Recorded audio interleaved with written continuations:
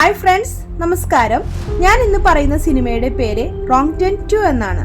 ഈ സിനിമയുടെ ചില സീനുകൾ കാണുമ്പോൾ നിങ്ങൾ പേടിച്ച് ഉറക്കെ കരയാൻ സാധ്യതയുണ്ട്. പേടിക്കണ്ട, ഞാൻ കൂടെയുണ്ടെന്ന ധൈര്യത്തോടെ നമുക്ക് തുടങ്ങാം. വെൽക്കം ബാക്ക് ടു വഴി അറിയാതെ വിധി അറിയാതെ. ഇതുവരെ എൻ്റെ ചാനൽ സബ്സ്ക്രൈബ് ചെയ്യാത്തവരുണ്ടെങ്കിൽ ദയവ് ചെയ്ത് സബ്സ്ക്രൈബ് ചെയ്യണം.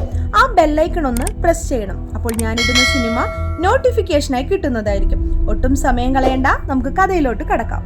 ഈ സിനിമയുടെ തുടക്കത്തിൽ ഒരു കാടിന്റെ നടുവിലുള്ള ഒരു റോഡിലൂടെ ഒരു മോഡേൺ ഗേൾ ഡ്രൈവ് ചെയ്തു പോകുന്നതാണ് കാണിക്കുന്നത്. കാടിന്റെ നടുവിൽ വെച്ച് അവൾക്ക് വഴി തെറ്റുമെങ്കിലും മാപ്പൊക്കെ നോക്കി യാത്ര ചെയ്യുന്നുണ്ട്. കുറെ ദൂരം എത്തിയപ്പോൾ ഒരു കൺഫ്യൂഷൻ വന്നു.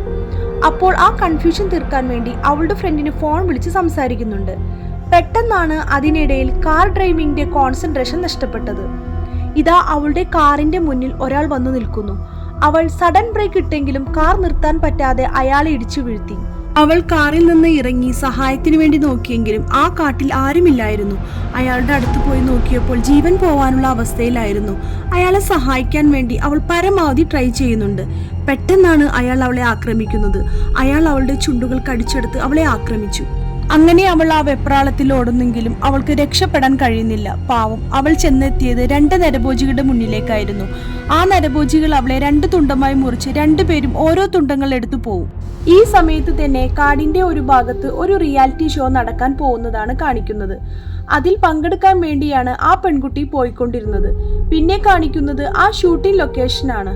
അവർ ഇവളെ വെയിറ്റ് ചെയ്ത് കാണാതെയായപ്പോൾ അവിടെയുള്ള വേറെ ഒരു ലേഡിയോട് മത്സരിക്കാൻ പറയുന്നുണ്ട്. അവൾ ഓക്കെ എന്ന് പറയും. അങ്ങനെ അതിന്റെ ഡയറക്ടറായ ആൾ അതിന്റെ റൂൾസ് ഒക്കെ പറഞ്ഞു കൊടുക്കുന്നുണ്ട്. ഇങ്ങനെയാണ് പറയുന്നത്: നിങ്ങളുടെ എല്ലാവരുടെയും കയ്യിൽ ഇതുപോലെ ഒരു കാർഡ് തന്നിട്ടില്ലേ? ആ കാർഡ് ഇടാൻ പറ്റിയ ഒരു ഡിവൈസ് ഞാൻ കാർഡിനുള്ളിൽ വെച്ചിട്ടുണ്ട്.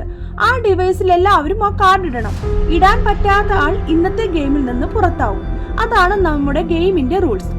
ബട്ട് നിങ്ങൾ പോകുന്ന വഴികളിൽ ഒരുപക്ഷെ വന്യമൃഗങ്ങളെല്ലാം ഉണ്ടാവാം. മാത്രമല്ല, നിങ്ങൾ പ്രതീക്ഷിക്കാത്ത രീതിയിലുള്ള അപകടങ്ങൾ വരെ ഉണ്ടാവാം. ഡോണ്ട് വറി, നിങ്ങൾ പേടിക്കാൻ വേണ്ടി പറഞ്ഞതല്ല.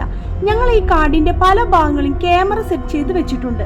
അതുകൊണ്ട് തന്നെ നിങ്ങൾ പോകുന്ന സ്ഥലത്ത് എന്തെങ്കിലും അപകടം ഉണ്ടായാൽ അത് ഇവിടെ ക്യാമറയിൽ കാണും എന്നൊക്കെ പറഞ്ഞ് അവരുടെ കയ്യിലെ ഫോണെല്ലാം വാങ്ങി ഒരു ബോക്സിൽ വെച്ച് അടച്ചു വെക്കും. അങ്ങനെ അവരുടെ കോമ്പറ്റീഷൻ സ്റ്റാർട്ട് ചെയ്യുകയാണ്. ഇപ്പോൾ അവർ ഓരോരുത്തരുമായി കാടിന്റെ ഉള്ളിലേക്ക് പോയിക്കൊണ്ടിരിക്കുകയാണ്. അവരുടെ പിന്നിൽ ഡയറക്ടറായ മൈക്കിൾ ബൈക്കിൽ പോകുന്നുണ്ട്. പിന്നീട് കാണിക്കുന്നത് കാടിന്റെ ഉള്ളിൽ കിടക്കുന്ന അവരുടെ കാരവനാണ്. ആ കാരവനുള്ളിലെ മോണിറ്ററിൽ ഇവർ പോകുന്ന വിഷ്വൽസ് എല്ലാം കാണുന്നുണ്ട്. ഇതിനിടയിൽ കാട്ടിനുള്ളിൽ മൂത്രമൊഴിച്ചിരുന്ന ക്യാമറമാന്റെ ഹെൽപ്പറിനെ ആരോ പിന്നിൽ നിന്ന് കഴുത്തറത്ത് ആക്രമിക്കുകയും തലയൊക്കെ കീറിയെടുക്കുകയും ചെയ്യുന്നുണ്ട്. ഇതൊക്കെ ക്യാമറയിൽ കാണിക്കുന്നുണ്ടെങ്കിലും ബാക്കിയുള്ളവർ ഇതൊന്നും കാണുന്നില്ല. ഈ സമയത്ത് ആ മത്സരത്തിലുള്ള 2 ലേഡീസ് ഒരുമിച്ച് നടന്നു വരുന്നുണ്ട്. അതിലൊരു ലേഡി ചോദിക്കുന്നുണ്ട്, നമ്മുടെ ഫുഡിന്റെ കാര്യങ്ങളൊക്കെ എങ്ങനെയാണ്?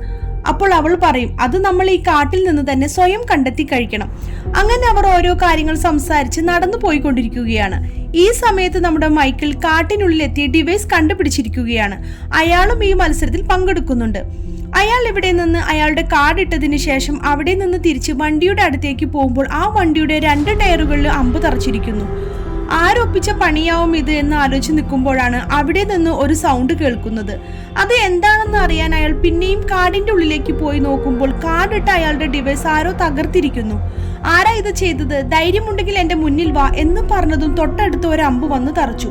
ഇത് കണ്ടതും അവിടെ ഒരു അപകടമുണ്ടെന്ന് മനസ്സിലാക്കി അയാൾ ഓടാൻ തുടങ്ങി. എന്നാൽ ഓടുന്നതിന്റെ പിറകിലെല്ലാം അമ്പ് തറയ്ക്കുന്നുണ്ടായിരുന്നു. അങ്ങനെ ഒരു മരത്തിന്റെ അടുത്ത് ചെന്ന് അയാൾ നിൽക്കുമ്പോൾ അവിടെ ഒരു കോടാലി വന്ന് തറയ്ക്കുന്നു. പെട്ടെന്ന് നോക്കുമ്പോൾ ഒരാൾ അയാളുടെ മുന്നിലായി നിൽക്കുന്നു. അത് കണ്ടതും ഒരു കത്തിയെടുത്ത് അയാളുടെ നെഞ്ചത്തേക്ക് എറിയുകയും കറക്റ്റ് നെഞ്ചിൽ തന്നെ കുത്തുകയും ചെയ്യുന്നു. ഉടൻ അയാൾ ആ കത്തി വലിച്ചൂരി ആ കത്തിയിലുള്ള ചോര കുടിക്കുകയും ചെയ്യും. ഒന്നും മനസ്സിലാവാതെ തിരിയുമ്പോൾ ആരോ വന്ന് അടിച്ചു വീഴ്ത്തും. ഈ സമയത്താണ് വേറെ 2 മത്സരാർത്ഥികൾ നടന്നു പോകുന്നത്. അതിലുള്ള ഒരു ലേഡിക്ക് വഴിയിൽ നിന്ന് ഒരു അമ്പ് കിട്ടും. അത് വെച്ച് നമുക്ക് മൃഗങ്ങളിൽ നിന്ന് രക്ഷ നേടാനുള്ള ആയുധം ഉണ്ടാക്കാം എന്ന് പറഞ്ഞുകൊണ്ട് അവരൊരു ആയുധം ഉണ്ടാക്കി അതും എടുത്ത് മുന്നോട്ട് നടന്നു പോകുന്നുണ്ട്. കൂടെയുള്ളവൻ വള്ളി പൊട്ടിയ തമാശകളെല്ലാം പറഞ്ഞ് അവളുടെ ബാക്കിൽ നടന്നു വരുന്നുണ്ട്. പെട്ടെന്നാണ് അവർക്ക് നല്ല ചിക്കൻ ചുട്ടതിന്റെ മണം കിട്ടുന്നത്. നല്ല കോയിന്റെ മണം വരുന്നുണ്ടല്ലോ എന്ന് പറഞ്ഞു നോക്കുമ്പോഴാണ് അവിടെ ഒരു സ്ഥലത്ത് ഇറച്ചി ചുടുന്നത് കാണുന്നത്. നല്ല ഹാപ്പിയായി അതിന്റെ അടുത്തേക്ക് ചെല്ലുമ്പോൾ കൂടെയുള്ള ആ പെണ്ണ് പറയും, ആരുടേതാണെന്ന് അറിയാതെ ഇത് നമ്മൾ എടുക്കണ്ട, ഇത് ചിലപ്പോൾ വല്ല ട്രാപ്പാവും എന്നൊക്കെ പറയുമ്പോൾ അതൊന്നുമല്ല, ഇത് നമുക്ക് കഴിക്കാൻ വേണ്ടി തന്നെയാണ് ഉണ്ടാക്കിയിട്ടുണ്ടാവുക, നമ്മൾ ഇത് കൊണ്ടുപോവാം എന്ന് പറഞ്ഞ് അവരത് എടുത്തിട്ട് പോകും. പിന്നെ കാണിക്കുന്നത് നമ്മുടെ മൈക്കിളിനെ തലകീഴായി കെട്ടിയിട്ടിരിക്കുന്നതാണ്. അവിടെ തൊട്ടടുത്ത് നിറയെ ആയുധങ്ങളൊക്കെ വെച്ചിട്ടുണ്ട്. പിന്നെ അവന്റെ അടുത്ത് കെട്ടി തൂക്കിയിരിക്കുന്ന നമ്മുടെ ക്യാമറമാന്റെ ഹെൽപ്പറിനെയാണ്. പെട്ടെന്നാണ് ഒരു നരഭോജി വന്ന് ഇവനെ ആക്രമിക്കാൻ തുടങ്ങുന്നത്. ആ നരഭോജി ഇവന്റെ ശരീരത്തിൽ മുറിവുണ്ടാക്കി അത് കുടിക്കുകയും ചെയ്യും. ആ സമയത്ത് തന്നെ അയാൾ ആ കത്തി മൂർച്ചയാക്കുകയും ചെയ്യുന്നുണ്ട്. അങ്ങനെ വേറെ 2 മത്സരാർത്ഥികൾ കാടിന്റെ ഉള്ളിൽ നടന്നു വരുന്നുണ്ട്. ഇനി നമ്മൾ എങ്ങനെ വണ്ടിയിലേക്ക് തിരിച്ചു പോകും, വഴിയും ശരിക്കും അറിയുന്നില്ലല്ലോ എന്നൊക്കെ പറഞ്ഞ് നടന്നു വരുമ്പോഴാണ് ഒരു വീട് കാണുന്നത്. കാണുമ്പോൾ തന്നെ നമുക്ക് കൗതുകം തോന്നും. അങ്ങനെ അവർ അതിന്റെ ഉള്ളിലേക്ക് കടന്നു. സാധാരണ ഒരു മനുഷ്യൻ താമസിക്കുന്ന വീടാണെന്ന് കണ്ടാൽ പറയില്ല. ആ വീടിന്റെ ചുമൽ ഒരുപാട് വികൃതമായ മനുഷ്യരുടെ ഫോട്ടോകൾ വെച്ചിട്ടുണ്ട്. ശരിക്കും പറഞ്ഞാൽ ഇത് നരഭോജികളുടെ വീടായിരുന്നു. അവർ അവിടെ നോക്കി നിൽക്കുമ്പോൾ പെട്ടെന്ന് ഉള്ളിൽ നിന്ന് ഒരു കരച്ചിൽ കേൾക്കുന്നു. അത് എവിടെ നിന്നാണ് കേൾക്കുന്നത് എന്നറിയാൻ അവർ ആ വാതിലിന്റെ ഇടയിലൂടെ നോക്കി. അവരുടെ കണ്ണുകൾക്ക് വിശ്വസിക്കാൻ പറ്റാത്ത വിധത്തിൽ വികൃതമായ ഒരു സ്ത്രീ, അതിന്റെ ഡെലിവറിയാണ് അവിടെ നടക്കുന്നത്. കൂടെ ഇതുപോലെ വികൃതമായ വേറൊരു സ്ത്രീയും കൂടെയുണ്ട്. ജനിച്ചു കുഞ്ഞും അതുപോലെ വികൃതമാണ്. പെട്ടെന്നാണ് കൂടെയുള്ള നരഭോജിയായ സ്ത്രീ ഇവരെ കാണുന്നത്. കണ്ടതും ആ നരഭോജിയായ സ്ത്രീ ഇവരെ ആക്രമിക്കാൻ വന്നു. ഇതോടെ ഇവർ 2 പേരും അവിടെ നിന്ന് ഓടി വേറൊരു റൂമിൽ കയറി. ആ റൂമിൽ നല്ല ദുർഗന്ധം ഉണ്ടായിരുന്നു. ശേഷം അവിടെ നിന്ന് പുറത്തു കടക്കാൻ ശ്രമിക്കുന്നുണ്ടെങ്കിലും വേറെ ഒരു മാർഗവും കാണുന്നില്ല. അങ്ങനെ അവർ അടിയിലുള്ള ഷീറ്റ് മാറ്റി അവിടെ നിന്ന് പുറത്തു കടക്കും. ആ സമയത്ത് തന്നെ ആ നരഭോജിയായ സ്ത്രീ ആ റൂം പൊളിച്ച് ഇവർ അതിന്റെ ഉള്ളിലുണ്ടെന്ന് കരുതി അതിന്റെ ഉള്ളിലേക്ക് കടക്കും. അപ്പോഴാണ് അവർ അവിടെ നിന്ന് രക്ഷപ്പെട്ടത് ആ നരഭോജി സ്ത്രീക്ക് മനസ്സിലാവുന്നത്. അങ്ങനെ നമ്മുടെ 2 മത്സരാർത്ഥികൾ ഓടിക്കൊണ്ടിരിക്കുമ്പോഴാണ് പെട്ടെന്ന് രണ്ടാമത് ഓടുന്ന ലേഡി നിശ്ചലമായി നിൽക്കുന്നു. അവളുടെ തലയിൽ ആ നരഭോജികളുടെ കോടാലി വന്ന് തറച്ചു. അവൾ താഴെ വീണു. അപ്പോഴാണ് ആ കോടാലി എറിഞ്ഞ ആൾ അവളുടെ അടുത്തേക്ക് വന്ന് ആ കോടാലി വലിച്ചൂരി അയാൾ മറ്റവളെ അന്വേഷിച്ചു പോകുന്നു. അവൾ ഓടി വന്ന് അവളുടെ കയ്യിലെ ക്യാമറ എടുത്ത് എന്നെ രക്ഷിക്കണം എന്നൊക്കെ പറയുന്നുണ്ട്. പെട്ടെന്ന് അയാൾ വരുന്ന ശബ്ദം കേട്ട് അത് അവിടെ ഇട്ട് ഓടുന്നു.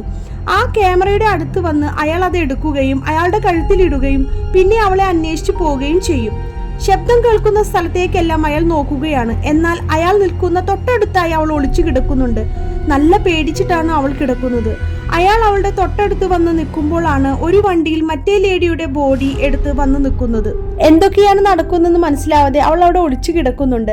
വണ്ടിയിലുള്ള സ്ത്രീ എന്തോ കഴിച്ച ശേഷം ബാക്കി ദൂരത്തേക്ക് എറിയുന്നു. അത് നിനയുടെ അടുത്തേക്കാണ് വന്നു വീഴുന്നത്. അവൾ നോക്കുമ്പോൾ അത് മാരയുടെ വിരലാണ്. അപ്പോഴേക്കും മറ്റവൻ വന്ന് വണ്ടിയിൽ കയറുകയും അവർ അവിടെ നിന്ന് പോവുകയും ചെയ്യുന്നു. അവർ പോയെന്ന് മനസ്സിലാക്കി അവൾ അവിടെ നിന്ന് പോകുന്നു. ഈ സമയം മൈക്കിളിനെ അവിടെ തൂക്കിയിട്ട് അവന്റെ മുന്നിൽ വെച്ച് മരിച്ചവന്റെ കുടൽ നരഭോജി പുറത്തേക്ക് എടുത്തുകൊണ്ടിരിക്കുകയാണ്. ഇതിനിടയിൽ മാരയുടെ ശവശരീരവുമായി ഒരു വണ്ടി അവിടേക്ക് വരികയും കയറ് പൊട്ടിച്ച് വലിച്ചെടുത്ത് കിടത്തുകയും ചെയ്യുന്നുണ്ട്. ഇതെല്ലാം മൈക്കിൾ കണ്ടുകൊണ്ടിരിക്കുകയാണ്. ശേഷം അവർ തിരിച്ചു വണ്ടിയിൽ കയറി അവിടെ നിന്ന് പോവും. ഇതോടെ അവിടെ നിന്നവൻ കത്തിയെടുത്ത് മൈക്കിളിന്റെ നേരെ തിരിയുന്നു. ഉടൻ മൈക്കിൾ അയാളെ ഇടിച്ച് താഴെ ഇടുകയും മൈക്കിൾ അയാളുടെ കത്തി താഴെ നിന്ന് എടുത്ത് അയാളുടെ കയറൊക്കെ ഊറുമ്പോഴേക്കും ആ നരഭോജി മറ്റൊരു കത്തിയുമായി അവനെ ആക്രമിക്കാൻ വരുന്നു. ഇതോടെ അവർ തമ്മിലൊരു ഫൈറ്റ് നടക്കുന്നുണ്ട്. കെട്ടിവെച്ച കൈ വെച്ച് അയാളുടെ നെഞ്ചിൽ ആ കത്തി കൊണ്ട് കുത്തിയിറക്കും. അതിനുശേഷം അവന്റെ കയ്യിലെ കയർ വേറൊരു കത്തി വെച്ച് ഊരുന്നുണ്ട്. ഈ സമയത്താണ് പിന്നെ ആ നരഭോജി ആക്രമിക്കുകയും പിന്നെയും ഒരു തല്ല് നടക്കുന്നുണ്ട്. എന്നാൽ ഈ സമയത്ത് നമ്മുടെ മൈക്കിൾ ആ നരഭോജിയെ അടിച്ച് പഞ്ചറാക്കുന്നുണ്ട്. എന്നാൽ ആ നരഭോജി ഓടിച്ചെന്ന് തോക്കെടുക്കുമെങ്കിലും മൈക്കിൾ ചെന്ന് ബലം പിടിച്ച് വലിച്ച് തോക്ക് കൈക്കലാക്കുകയും അത് വെച്ച് അവന്റെ നെഞ്ചത്തേക്ക് തന്നെ ഒരു വെടി. അതോടെ ആ നരഭോജി തെറിച്ച് വെള്ളത്തിലോട്ട് വീഴും. ശേഷം അയാൾ മാരയുടെ അടുത്ത് ചെന്ന് നോക്കുമ്പോൾ അവൾ മരിച്ചു കിടക്കുകയാണ്. ഇതോടെ അവൻ അവിടെ നിന്ന് കത്തിയെടുത്ത് അവിടെ നിന്ന് പോവും. ഈ സമയത്ത് ക്യാമറമാനും വേറൊരു പെണ്ണും കാടിനുള്ളിലെ അരുവിക്കടുത്ത് ഷൂട്ടിങ്ങിന് വേണ്ടി നിൽക്കുന്നുണ്ട്. അതിനുശേഷം അവൻ അവിടെ നിന്ന് പോവും. അവൾ റെസ്റ്റ് എടുക്കാൻ വേണ്ടി അവിടെ കിടക്കുന്നുണ്ട്. അപ്പോഴാണ് അവൾ ഒരു സൗണ്ട് കേൾക്കുന്നത്. അവൾ പെട്ടെന്ന് അവളുടെ ഡ്രസ്സ് ഇടാൻ നോക്കുമ്പോഴേക്കും കാടിന്റെ ഉള്ളിൽ നിന്ന് ഒരു നരഭോജി സ്ത്രീ അവളുടെ അടുത്തേക്ക് ഓടി വരും. വന്നതും അവളെ ചറ പറയുന്ന വെട്ടാൻ തുടങ്ങും. അങ്ങനെ അവളും മരിച്ചു. ആ സമയത്താണ് നമ്മുടെ ക്യാമറമാൻ അവരുടെ ക്യാരവനിലേക്ക് എത്തുന്നത്. അവന്റെ ഹെൽപ്പറിനെ വിളിച്ചു നോക്കുന്നുണ്ടെങ്കിൽ അവന്റെ ഒരു വിവരവും കിട്ടുന്നില്ല. ഇതോടെ അവൻ ക്യാമറയുടെ മുന്നിലിരുന്ന് എന്തൊക്കെയാണ് നടക്കുന്നത് നോക്കും. ഇതിനിടയിൽ ഒരു ക്യാമറയിൽ സിഗ്നലൊക്കെ കട്ടാവുന്നത് കാണുകയും എന്തെങ്കിലും വയറ് ലൂസായതെന്ന് കരുതി അടിയിലേക്ക് ഇറങ്ങി വയറ് കണക്ട് ചെയ്യാൻ ശ്രമിക്കുന്നു. അപ്പോഴാണ് ആ സ്ക്രീനിൽ ഒരാൾ അയാളുള്ള വാനിന്റെ അടുത്തേക്ക് എത്തിയിരിക്കുന്നത്. അവിടെ വയറ് ശരിയാക്കി കൊണ്ടിരിക്കുമ്പോൾ ആ നരഭോജി വന്ന് ആ വാനിലേക്ക് കയറുകയും വണ്ടി എടുത്തു പോവുകയും ചെയ്യുന്നു. ഇതോടെ വയറുകളെല്ലാം വിട്ട് അവിടെ നിന്ന് ഇളകി പോവുകയാണ്. അവൻ അവിടെ നിന്ന് ആരടാ എൻ്റെ വണ്ടി എടുത്തു കൊണ്ടുപോകുന്നു എന്നൊക്കെ പറഞ്ഞ് ഈ ഡോർ തുറക്കുമ്പോൾ അതിൻ്റെ ഉള്ളിലെ ആളുകളെ കണ്ട് ഞെട്ടിപ്പോകുന്നു. അപ്പോഴേക്കും അയാൾ അവനെ പിടികൂടുകയും അവനെ ഇടിച്ച് അവൻ്റെ നെഞ്ചിലൂടെ ഒരു കത്തി ഇറക്കുകയും ചെയ്യുന്നു. ആ കത്തി അതിനുശേഷം ഇങ്ങനെ കറക്കുകയും ചെയ്യുന്നുണ്ട്. അങ്ങനെ അയാൾ അവനെയും കൊണ്ട് അവിടെ നിന്ന് പോകുന്നു. ഈ സമയം മറ്റുള്ളവർ മുന്നേ കൊണ്ടുപോയി വെച്ച് ആ ഇറച്ചിയെടുത്ത് ആസ്വദിച്ച് കഴിച്ചുകൊണ്ടിരിക്കുകയാണ്. പെട്ടെന്നാണ് നിന അവിടേക്ക് ഓടി വരുന്നത്. എന്തു പറ്റി എന്നൊക്കെ അവർ ചോദിക്കുമ്പോൾ മാര മരിച്ചു എന്നും ഇവിടെ നിന്ന് നമ്മൾ എത്രയും വേഗം രക്ഷപ്പെടണം എന്നൊക്കെ പറയുന്നുണ്ട്.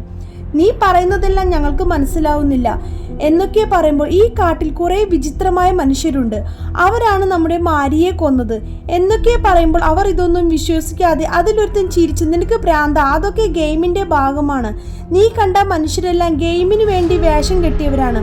അയ്യോ അല്ല, ഇത് നിങ്ങൾ വിചാരിച്ച പോലെയല്ല, ഇവരൊന്നും വേഷം കെട്ടിയവരല്ല, ശരിക്കും അവൾ മരിച്ചതാണ്. അപ്പോൾ അവൻ പറയും, നിനക്ക് ഞങ്ങൾ ഗെയിമിൽ നിന്ന് പുറത്തു പോകണം, അതിനുവേണ്ടി നീ ഇല്ലാത്തത് പറയുകയല്ലേ എന്നൊക്കെ പറയുമ്പോൾ അവൾക്ക് ദേഷ്യം വന്ന് സംസാരിക്കുന്നുണ്ട്. അപ്പോഴാണ് ആ ഇറച്ചിയിൽ നിന്ന് ഒരു കാഴ്ച കണ്ട് അവൾ പേടിക്കുന്നത്. ഈ സിനിമയുടെ ആദ്യത്തിൽ കാണിച്ച ആ മോഡലിന്റെ കാലിലെ ടാറ്റു ആണ്. അതിൽ കാണുന്നത് ഇത് ടിംബർലിയുടെ കാലാണെന്നും അവളുടെ മാംസമാണ് നമ്മൾ ഇത്ര നേരം കഴിച്ചിരുന്നതെന്നും അറിയുമ്പോൾ അവർ ഛർദ്ദിക്കുന്നു. അങ്ങനെ അവർ പേടിച്ചവർ ഓടാൻ തുടങ്ങും. അവർ നേരെ ഓടുന്നത് വണ്ടി ഇട്ടിരുന്ന സ്ഥലത്തേക്കാണ്. അവിടെ എത്തിയപ്പോൾ വണ്ടിയുടെ പൊടി പോലും ഇല്ല. ഇനി നമ്മൾ ഇവിടെ നിന്നിട്ട് കാര്യമില്ല, ഇവിടെ അടുത്ത് പൂട്ടിയിരിക്കുന്ന ഒരു പേപ്പർ മില്ലുണ്ട്, അവിടെ ചെന്നാൽ ആരെങ്കിലും കോണ്ടാക്ട് ചെയ്യാൻ വല്ല ഫോണെങ്കിലും കിട്ടും എന്നൊക്കെ പരസ്പരം പറഞ്ഞുകൊണ്ടിരിക്കുന്നുണ്ട്. അങ്ങനെ ഓരോരുത്തരും ഓരോ അഭിപ്രായങ്ങൾ പറയുമ്പോൾ അതിൽ നിന്ന് തന്നെ അഭിപ്രായ വ്യത്യാസം ഉണ്ടാവും.